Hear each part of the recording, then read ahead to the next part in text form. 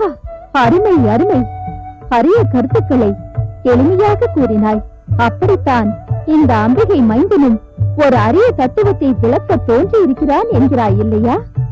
அது என்னவென்று சொல். தாயே, தாங்கள் வந்த வேகத்தையும் அதிலிருந்து கோபத்தையும் கண்டுதான் இதையெல்லாம் சொல்லி தங்கள் மனதை மாற்ற முயற்சித்தேன். அங்கே கைலாயத்தில் அந்த பாலகனால் ஏற்பட்ட விவகாரம் என்னவாயிற்று தெரிய வேண்டாமா? ஆமாம் ஆமாம், அது என்னவாயிற்று? அங்கே பாருங்கள், திருமால் முதலான யாவரும் சிவபெருமான் நாடு சென்றிருக்கிறார்கள். அவரால் தொடங்கிய இந்த போராட்டம் அவரால் தானே முடிவுக்கு வர வேண்டும். பார்வதியின் மைந்தன் தொடங்கிய வினாவிற்கு பரமேஸ்வரன் தானே விடையளிக்க வேண்டும். பாருங்கள், விலகி நின்று அங்கு நடப்பதை பார்ப்போம். என்ன, பிரம்மதேவன் ஏவிய பிரம்மாஸ்திரத்தை அந்த சிறுவனின் கையில் இருந்த தண்டம் விழுங்கி விட்டதா? திருமாலின் சுதர்சன சக்கரம் திரும்பி வந்து விட்டதா? இந்திரன் இருக்கும்போது பிரம்மாவும் திருமாலும் அங்கு செல்ல வேண்டிய அவசியமே இல்லையே. இந்திரனின் வஜ்ராயுதம் தூள் தூளாக நொறுங்கியதால் தானே நான் செல்ல வேண்டிய அவசியம் ஏற்பட்டது. பிரம்மனின் பிரம்மாஸ்திரம் பயனற்று போனதால் தானே நான் சென்று அந்த சிறுவனிடம் போர் புரிய நேர்ந்தது. ஆச்சரியமாக இருக்கிறதே தேவேந்திரா. உன்னுடன் இருக்கும் அக்னி, வாயு, வருணன் முதலானவரை ஏவி அந்த சிறுவனை அங்கிருந்து அகற்ற முயற்சித்திருக்கலாமே. தேவர் தலைவனே தோற்ற பிறகு நாங்கள் சென்று என்ன செய்ய முடியும்? அதனால்தான் சிறுவனை எதிர்க்க வேண்டும் என்ற சிந்தனையே எங்களுக்கு வரவில்லை. இப்போது என்னதான் செய்ய வேண்டும் என்கிறீர்கள்? சிறுவனால் ஏற்பட்ட சிறு பிரச்சனை பெரிதாக வளர்ந்து விட்டது. ஈசனை தடுத்தான் என்ற காரணத்தினால் தானே நாங்கள் எல்லோரும் சென்று அவனுடன் மோத நேர்ந்தது. அதனால் தொடங்கியவரே முடிக்க வேண்டும் என்பதுதானே இயற்கையின் நியதி. அதனால் பிரச்சனை தொடங்குவதற்கு காரணமாயிருந்த தாங்கள்தான் அந்த சிறுவனை அடக்க வேண்டும். இத்தனை பேர் முயன்றும் ஏதும் செய்ய முடியாத அந்த சிறுவனை நான் மட்டும் சென்று எப்படி வெல்ல முடியும்? பிரபு, தாங்களே இப்படி சொன்னால் நாங்கள் யாரிடம் செல்வோம்? அசுரர்கள் பலரை அழித்து எங்களுக்கு அபயம் தந்த பெருமாள் அல்லவா தாங்கள்? விந்தையான வரங்கள் பெற்ற அந்தகாசூரனை மூவிலை சூளத்தால் பிளந்தீர்கள். விண்ணவரை விரட்டி எடுத்த ஜலந்தராசுரனை மண்ணில் எடுத்த சக்கரத்தால் சிரத்தை அறுத்தீர்கள். பைரவனாய் பிரம்மசிரம் கொய்து, வீரபத்திரனாய் தட்சக்ஞம் அழித்து, கஜாரி, காமாரி, காளாந்தகன், திரிபுராந்தகன் என்ற பெயர்களோடு அட்ட வீரட்டான மூர்த்தியானீர்கள். அப்படிப்பட்ட தாங்கள் இப்படி எங்களை சோதிக்கலாமா? என்னதான் இருந்தாலும் சின்னஞ்சிறு பிள்ளையிடம் சண்டையிட்டால் அபவாதம் ஏற்படாதா? சிறுவன் என்று காரணம் காட்டினால் நமது பெருமை மறைந்து விடுமே. பாலகன் என்று பார்த்தால் காலகாலகருக்கே கைலாயத்தில் இடமில்லாமல் போய்விடுமே. விண்ணுலகை காக்க கண்ணுதற் கடவுள் இருக்கிறார் என்ற நம்பிக்கை வீணாகிவிடுமே. வேண்டாம், வேண்டவே வேண்டாம். இனியும் அந்த சிறுவனை நினைத்து நீங்கள் கவலைப்பட வேண்டிய அவசியமே இல்லை. இதோ நானே வருகிறேன். அவனுக்கு எப்படியாவது ஒரு நல்ல பாடம் புகட்டுகிறேன்.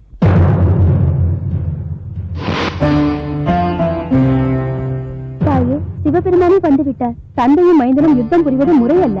உடனே சென்று தடுத்து நிறுத்துங்கள். இல்லை, நான் போக மாட்டேன். நான் உருவாக்கிய மைந்தன் என்று கூட அறியாதபடி அவரது ஞான திருஷ்டி பழுதடைந்து விட்டதா? அவர் அவனை என்ன வேண்டுமென்றாலும் செய்து கொள்ளட்டும். அவன் அவனை தன்னைத்தானே காத்துக் கொள்ளட்டும். நான் போக மாட்டேன். சிறுவனே, உன்னுடன் வாதாடுவது என் தகுதிக்கு பொருந்தாது என்றுதான் சென்று விட்டேன். ஆனால் நீயோ அத்தனை பேருடனும் சண்டையிட்டு அவமதித்திருக்கிறாய். இனியும் என்னால் பொறுத்துக் கொண்டிருக்க முடியாது. உண்மையை சொல், யார் நீ? யார் என்ற கேள்வி தேவையில்லை. போர் செய்ய வந்திருந்தால் உங்கள் வீரத்தை காட்டுங்கள். இல்லாவிட்டால் அவர்களைப் போல் உங்கள் பொறமுதுகை காட்டுங்கள். அவர்களில் ஒருவனாக இந்த சிவனையும் நினைத்து விடாதே. நான் சீற்றம் கொண்டால் உன் ஆற்றல் அழிந்துவிடும். அதையும் பார்த்து விடுவோம். யாராக இருந்தால் எனக்கு என்ன? மறுபடியும் நீங்கள் உள்ளே நுழைய முயன்றால் அவர்களுக்கு கிடைத்த அதே பாடத்தை இந்த தண்டத்தால் உங்களுக்கும் கொடுக்க வேண்டியிருக்கும். என்னையா எதிர்த்து பேசுகிறாய்? நன்றாக ஒரு முறை என்னை பார்த்துவிட்டு பேசு. பார்த்து கொண்டுதான் இருக்கிறேன். பாம்புகளை எல்லாம் மேலே போட்டுக்கொண்டு பாம்பாட்டி போல் இருக்கிறீர்களே. தலையை பார், ஒரு பக்கம் நதியின் ஊற்று, ஒரு பக்கம் நிலவின் கீற்று. விசித்திரமான தலை. இப்படியெல்லாம் பேசி உன் தலையை மாற்றி வைக்கும் நிலையை ஏற்படுத்தி விடாது. ஏற்கனவே யாரையோ எதிர்த்து உங்கள் கண்டத்தை கருப்பாக்கி கொண்டீர்கள். இப்போ இது என்ன எதிர்க்க வந்திருக்கிறீர்களா? வேண்டாம் வீண் பிடிவாதம். வழியை விட்டு ஒதுங்கினீர். வேண்டாம் வீண் மிரட்டல். திறமை இருந்தால் விரட்டு விட்டு செல்லுங்கள். ஆணவத்தோடு பேசும் உன் சிரம் இனியும் உன் உடலில் இருக்க தகுதி இல்லை. நடக்கட்டும் யுத்தம். வா.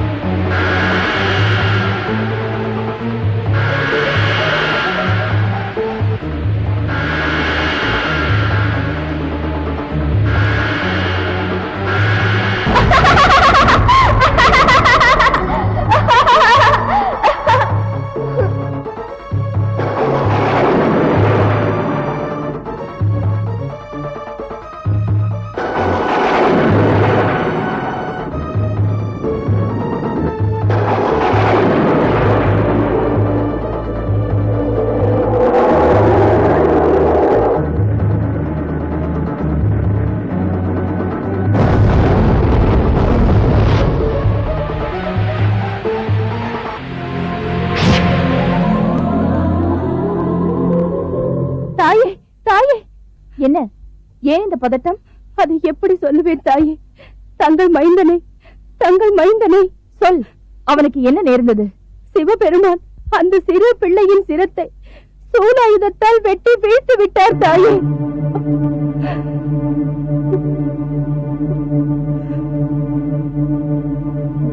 என் அருமை மைந்தனே போய்விட்ட பிறகு இந்த அகில புவனங்களும் ஏன் இன்னும் நிலை பெற்றிருக்க வேண்டும்? நான் உருவாக்கிய மைந்தனை அழிக்க முயன்ற தேவர்களுக்கு அமர வாழ்வு இன்னும் ஏன் நீடித்திருக்க வேண்டும்? புவனங்கள் அனைத்தையும் ஒரு நொடியில் அழிக்கிறேன். அண்ட சராசரங்களையும் துண்டு துண்டாக்குகிறேன். பிரம்ம சக்தியை பொய்யாக்கி விட்டவர்களை அழிக்க பிரம்மாணி தோன்றட்டும்.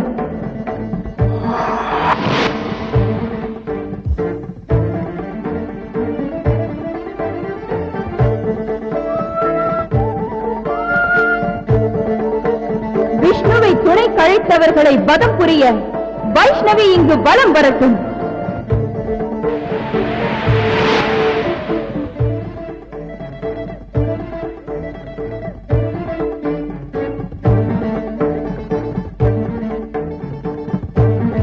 மகாலோகங்கள் முதலான 7 லோகங்களிலும் மகேஸ்வரி தோன்றி நிலை குலைய வைக்கட்டும்.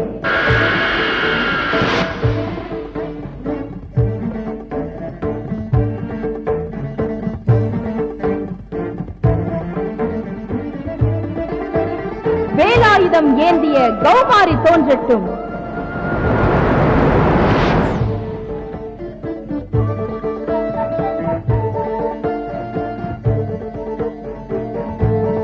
வஜ்ராயுதம் ஏந்திய ஐந்திரி தோன்றி இந்திராதி தேவர்களுக்கு பாடம் புகட்டட்டும்.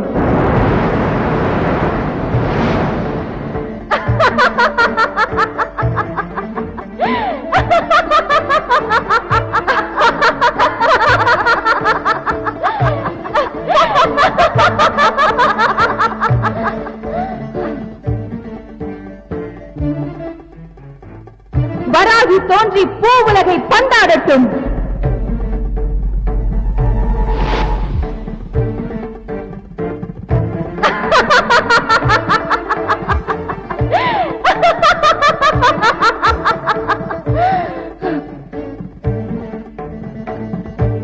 நரசிம்மி தோன்றி அமரர்களின் உடலை குத்தி கிழிக்கட்டும்.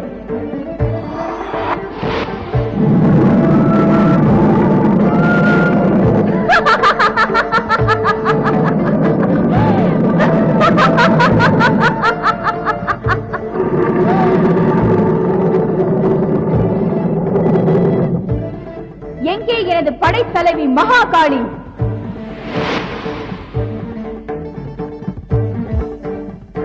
எங்கே வெற்றியை தரும் கொச்சவையான துர்கா தேவி?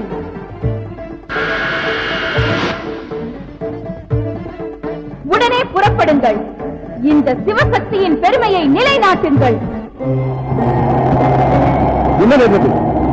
ஏன் இப்படி இந்திரலோகமே தடுமாறுகிறது? நிச்சயமாக அவை நவசக்திகளின் அங்கார குற்றமாகத்தான் இருக்கும்.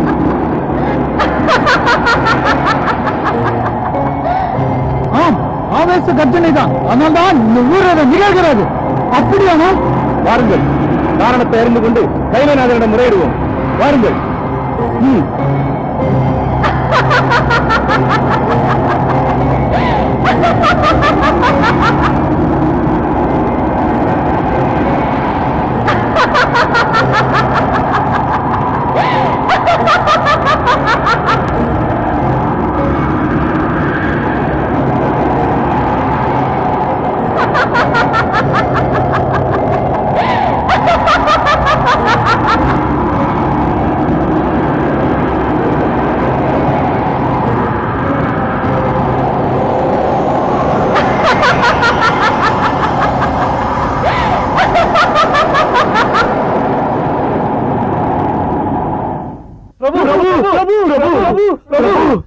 தேவர்களே, ஏன் இந்த பதட்டம்?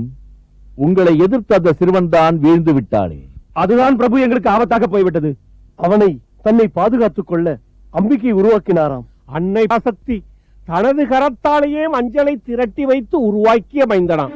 என்ன, அந்த சிறு பிள்ளை அம்பிகையின் கரத்தால் உருவாக்கப்பட்டவன்? ஆம் பிரபு. அதனால்தான் தன் மைந்தன் தலை அறுபட்டதற்கு காரணம் தேவர்கள் தூண்டுதல் தான் என்று நினைத்து ஆவேசம் கொண்டு விட்டார். அதன் விளைவாக உக்கிர தாண்டவத்தை தொடங்கிவிட்டார். என்ன, உக்கிர தாண்டவமா? அதனால்தான் இப்படி அகில புவனங்களும் நிலை குலைந்து ஆடுகின்றனவா? உண்மைதான் பிரபு. அன்னையின் தாண்டவம் ஆரம்பமான உடனேயே அவர் மேடையிலிருந்து பிரம்மாணி, வைஷ்ணவி, மகேஸ்வரி, கௌமாரி, ஐந்தரி போன்ற பஞ்சகன்னியர்கள் உருவானார்கள். அவர்களுக்கு தலைமை தாங்க துர்கா தேவியும் மகாகாளியும் உருவானார்கள். சப்த கன்னியர்களின் சப்தத்தில் சமுத்திரங்கள் பொங்குகின்றன, பர்வதங்கள் இடம்பெயர்கின்றன, திசையற்றும் நிலைகட்டு தடுமாறி நிற்கிறது. அதற்காக இப்பொழுது என்ன செய்ய வேண்டும் என்கிறீர்கள்? சிறுவனை மறுபடியும் உயிரோடு எழுப்ப வேண்டும். அதை தவிர வேறு எதனாலும் அம்பிகையை சாந்தப்படுத்த முடியாது. இறங்குவதா? அது எப்படி முடியும்? சுடலையில் நடனம் புரியும் பரமன் விரும்பினால் விழுந்த பிணங்களும் எழுந்து ஆடத் தொடங்குமே. பெருமானே, போதும் தங்கள் திருவிளையாடல். சிறுவனுக்கு உயிர் கொடுத்து அனைவருக்கும் அமைதி ஏற்படுத்துங்கள். அவ்வாறே செய்வோம். சிறுவனின் சிரம் திரிசூலம் பாய்ந்த வேகத்தில் சிறுவனின் தலை வெகு தூரம் சென்று விழுந்து விட்டது. அதை நீங்கள் தேட வேண்டிய அவசியம் இல்லை. இதுவும் நன்மைக்கே என்று நினைவுங்கள். பிரணவ பொருளான ஓங்கார நாதத்தையும் ரூபத்தையும் விளக்கும் யானையின் தலையை அந்த உடலோடு பொருத்துவோம். தேவர்கள், நீங்கள் உடனே சென்று வடக்கில் தலை வைத்து படுத்துக் கொண்டிருக்கும் யானையின் தலையை உடனே கொண்டு வாருங்கள்.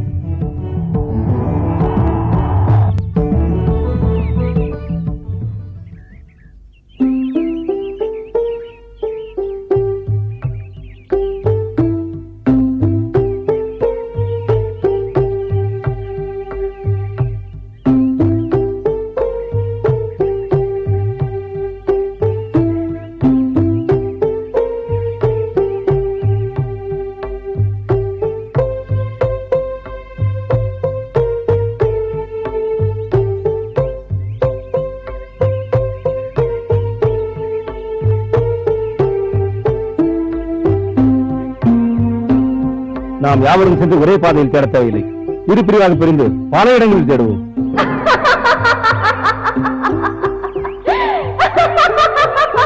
ஆனால் அதற்கு முன் நம்பிக்கை உருவாக்கிய நவசக்திகள் அண்டங்களை துண்டாக்கி விடுமே. அதற்குள் அதை தடுத்தாக வேண்டுமே. நாராயண நாராயண நாராயண. ஆஹா, சமய சஞ்சீவி போல் நாரதரே வந்துவிட்டார். இவர் ஒருவரால் தான் நம் எல்லோரையும் காப்பாற்ற முடியும். நாராயண நாராயண. ஆஹா, இந்திராதி தேவர்கள் அனைவரும் ஒன்று சேர்ந்து எங்கோ அவசரமாக செல்வது போல் தெரிகிறது. உண்மைதான். சிவபெருமான் வடக்கில் தலை வைத்து படுத்திருக்கும் ஒரு விலங்கின் தலையை வெட்டி கொண்டு வரச் சொன்னார். அதை பொருத்தி அந்த சிறுவனை உயிரோடு எழுப்பித்தர சம்மதித்து விட்டார். நாராயண, மிகவும் நல்ல செய்தி. உடனே சென்று ஒரு விலங்கின் தலையை கொண்டு வாருங்கள். ஆனால் அதற்கு முன் தாங்கள் எங்களுக்கு உதவி செய்ய வேண்டும். சொல்லுங்கள். ஆங்காரத்தோடு முழக்கமிடும் அம்பிகையின் அம்சமான நவசக்திகளை சாந்தப்படுத்த வேண்டும். அவரது குமரன் திரும்ப உயிரோடு வருவான் என்பதை கூறி அமைதிப்படுத்த வேண்டும். நாராயணா, நான் மட்டும் தனியாக சென்று அம்பிகையின் முன்னால் நிற்க முடியாதே. அதுவும் சரிதான் குபேரா. நாங்கள் நால்வரும் விலங்கை தேடி செல்கிறோம். எப்படியும் ஏதேனும் ஒரு தலையோடு தான் வருவோம். நீங்கள் நால்வரும் ரிஷிமுனிவர்களை அழைத்துக் கொண்டு நாரதரோடு செல்லுங்கள். விடை கொடுங்கள். நாராயண நாராயண.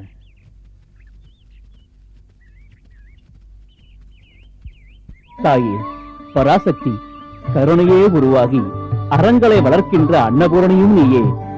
கடுமையின் வடிவாகி கொடுமைகளை அழிக்கும் காளியும் நீயே. அருளும் நீ, திறனும் நீ, அறமும் நீ, மரமும் நீயே. மகாமாயை, மகா வித்யை, மகா ஸ்மிருதியும் நீயே. தேவியும் நீயே பிரம்மா என்பதால் பிரம்மாணியானாய். நீயே விஷ்ணு என்பதால் வைஷ்ணவியானாய். மாகேஸ்வராம்சமும் நீயே என்பதால் மாகேஸ்வரியானாய். குகாம்சமும் நீதானே தாயே, அதனால் தானே கௌமாரியானாய். இந்திரனுக்குள்ளிருந்து இயக்குவதும் நீ என்பதால் தானே ஐந்திரியானாய். வராக அவதாரமும் நரசிம்ம அவதாரமும் கொண்ட திருமாலின் வெறி கொண்ட தோற்றங்கள் தானே இங்கே வாராகியாகவும் நரசிம்மியாகவும் காட்சி தருகின்றன. வெற்றி தரும் கொற்றவையான துர்க்கையாகவும் ஆங்கார ரூபமான மாகாளியாகவும் நிற்பவள் நீ அல்லவா தாயே? பராசக்தி, தாயாகிய நீயே கோபம் கொண்டால் உனது சேயாகிய நாங்கள் எங்கு சொல்வோம் அம்மா?